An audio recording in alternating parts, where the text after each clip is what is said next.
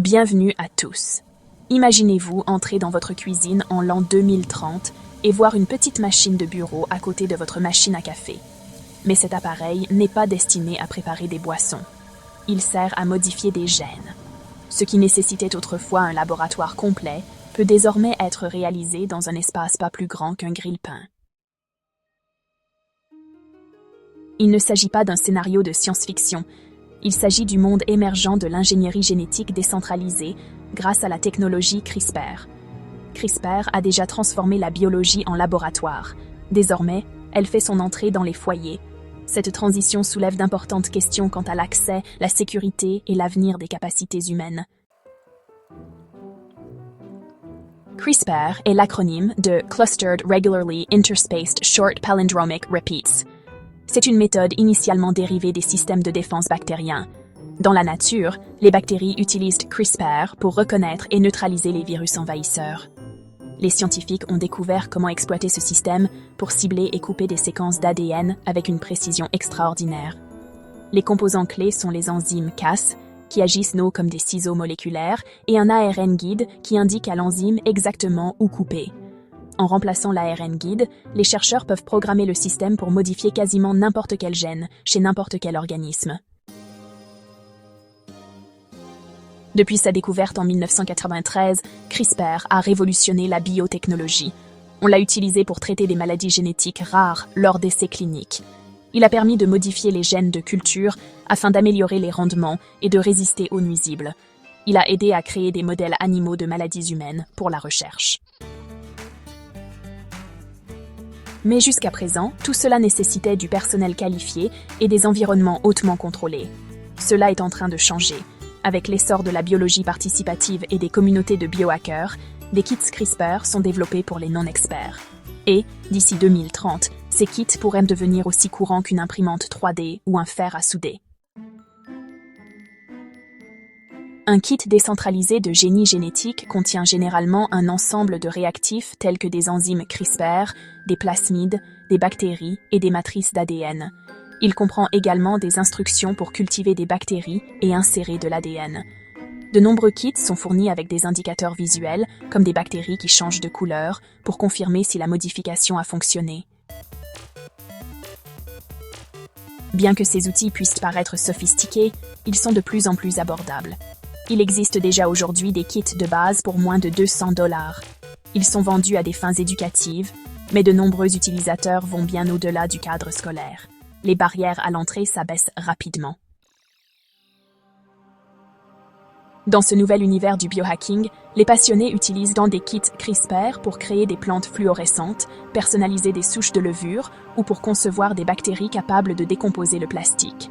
Ce sont des expériences à petite échelle, mais elles témoignent d'un mouvement croissant de personnes qui souhaitent explorer la biologie comme un moyen d'expression créatif. Les forums en ligne documentent les succès et les échecs. Des tutoriels vidéo guident les novices à travers les principes de base. Et des laboratoires partagés offrent des espaces physiques pour l'expérimentation collaborative. D'ici 2030, ce réseau pourrait rivaliser avec les débuts de l'informatique personnelle en termes d'énergie et d'innovation.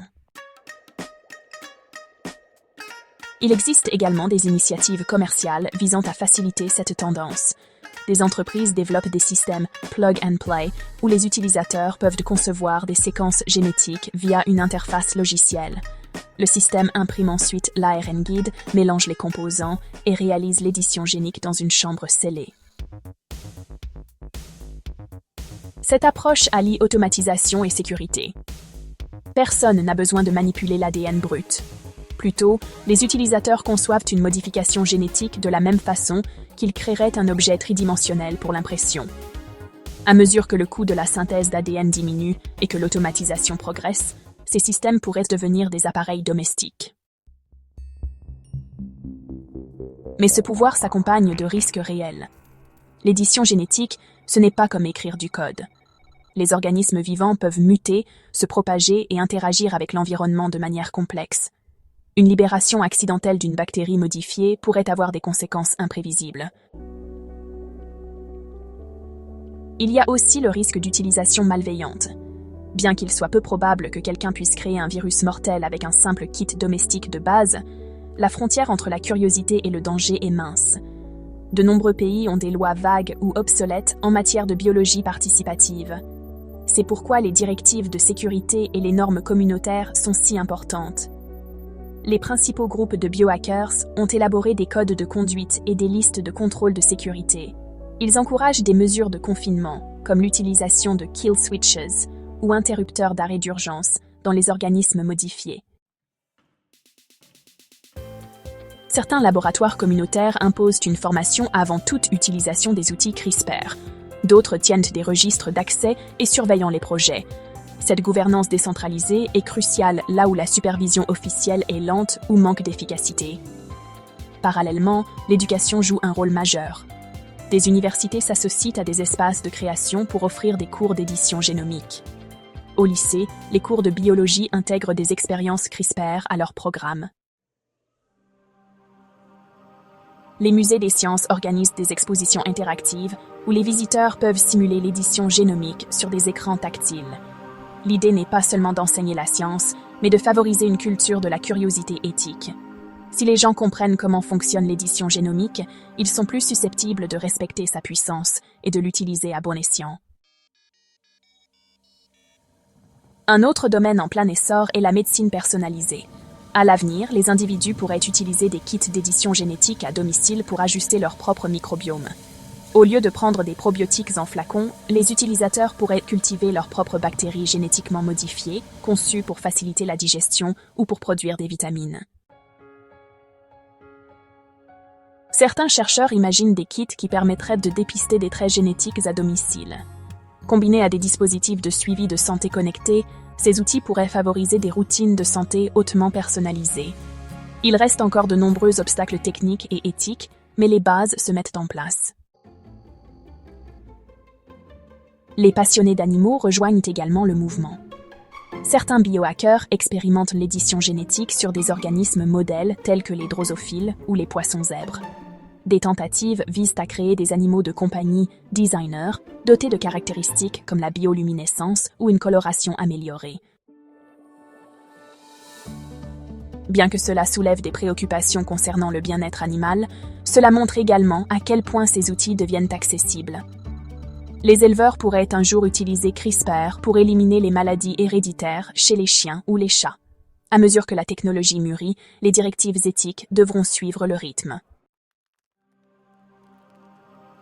En agriculture, les petits agriculteurs pourraient utiliser des kits CRISPR pour modifier leurs cultures en fonction des conditions locales. Par exemple, une résistance accrue à la sécheresse, une meilleure protection contre les nuisibles ou une croissance accélérée. Au lieu d'acheter des semences brevetées aux grandes entreprises, les agriculteurs pourraient personnaliser eux-mêmes leurs semences.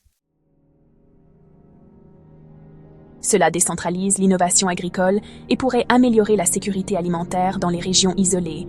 Cependant, cela soulève également des questions en matière de réglementation. Les cultures modifiées doivent être testées pour leur innocuité et leur impact environnemental. Un juste équilibre devra être trouvé entre l'autonomisation et la supervision.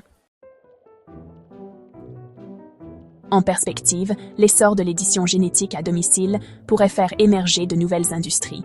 On pourrait assister à l'émergence du biodesign en tant que profession. Tout comme les graphistes travaillent avec des pixels, les biodesigners pourraient travailler avec l'ADN. Leur création pourrait inclure des bactéries personnalisées, des fibres modifiées, de l'art vivant ou des composés thérapeutiques. Des places de marché en ligne pourraient apparaître où les conceptions génétiques seraient échangées comme des plugins logiciels. La vérification et la sécurité seraient cruciales, mais le potentiel créatif est immense. Il existe également un potentiel pour la science citoyenne. Avec davantage de personnes capables de réaliser des expériences, la base de données collective s'élargit.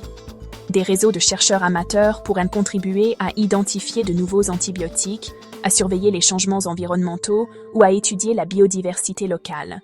Des plateformes pourraient voir le jour pour coordonner les projets, partager les résultats et mettre en relation experts et amateurs. Dans le meilleur des cas, cela démocratise la science et accélère la découverte. Dans le pire des cas, cela conduit à des expérimentations imprudentes, voire intentionnellement destructrices. Enfin, il faut considérer les implications culturelles. Qu'est-ce que cela signifie lorsque des individus peuvent réécrire le code de la vie depuis chez eux? L'édition génétique deviendra-t-elle un loisir courant, comme le jardinage ou le codage? Y aura-t-il des symboles de statut social basés sur des animaux de compagnie modifiés génétiquement ou des microbes personnalisés? Alors que nous abordons la prochaine décennie, les outils de la biologie deviennent des outils de créativité au quotidien. CRISPR n'est plus seulement réservé aux professionnels en blouse blanche. Il s'adresse aux artistes, aux hackers, aux étudiants et à toute personne assez curieuse pour explorer. Comme au premier temps de l'informatique personnelle, ce moment est porteur à la fois de promesses et de dangers. L'avenir de la biologie ne s'écrira pas uniquement dans les laboratoires de recherche, mais aussi dans les cuisines et les salles de classe du monde entier. Merci de nous avoir regardés, n'hésitez pas à aimer cette vidéo et à vous abonner.